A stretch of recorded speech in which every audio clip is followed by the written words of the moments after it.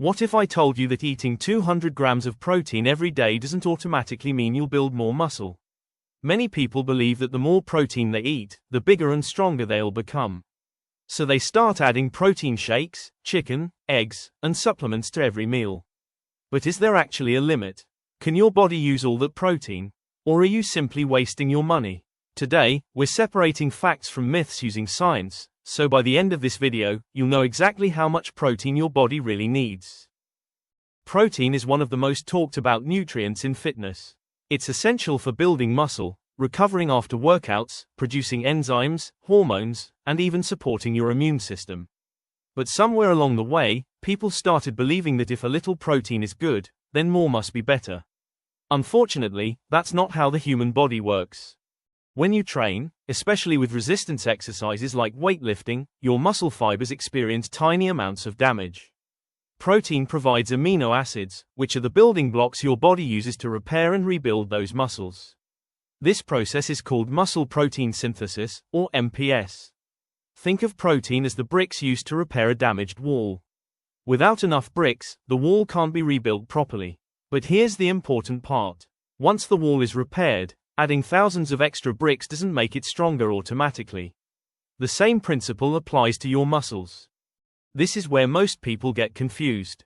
Your muscles can only use a certain amount of protein at a time to maximize muscle protein synthesis. Research suggests that around 20 to 40 grams of high-quality protein per meal is enough for most people.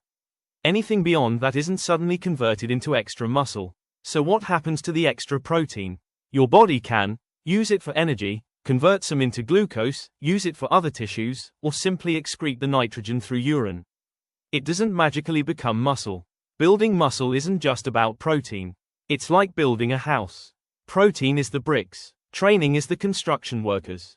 Sleep is the repair crew. Calories provide the electricity. Without all of these working together, the house won't be built. So what's the ideal amount? Here's what research generally recommends. For sedentary adults, around 0.8 grams per kilogram of body weight. For people who exercise regularly, around 1.2 to 1.6 grams per kilogram. For muscle building, around 1.6 to 2.2 grams per kilogram of body weight. For example, if you weigh 70 kilograms, you'll likely maximize muscle growth somewhere between 110 and 150 grams of protein per day, assuming you're training properly. Eating 250 or 300 grams won't double your muscle gains. Sometimes people increase their protein intake and suddenly start seeing results. Was it because of the extra protein?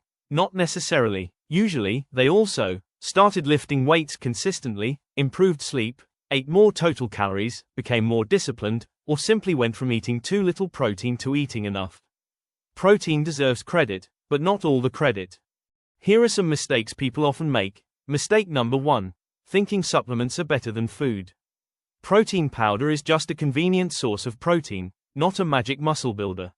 Mistake number 2. Eating almost all your protein in one meal. It's generally better to spread your protein intake across the day. Mistake number 3. Ignoring total calories. Even perfect protein intake won't build much muscle if you're consistently eating too few calories. And mistake number 4. Thinking protein can replace training. No amount of protein can compensate for poor workouts.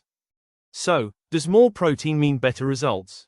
The answer is no. Enough protein is essential, but once your daily needs are met, eating significantly more won't automatically build more muscle. The biggest factors for muscle growth are progressive overload, consistent resistance training, adequate sleep, sufficient calories, and the right amount of protein, not unlimited protein. Remember, more isn't always better. Better is better. If you learned something new today, don't forget to like the video and subscribe for more science-based fitness and nutrition content. And tell me in the comments, how much protein do you eat every day? Thanks for watching, and I'll see you in the next video.